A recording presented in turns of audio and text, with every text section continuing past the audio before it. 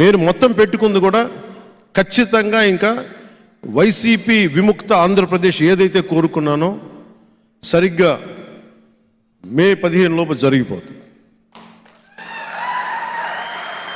ఇది ఈ అలయన్స్ చాలా కష్టసాధ్యమైంది, ఇంపాసిబుల్ టు అచీవ్.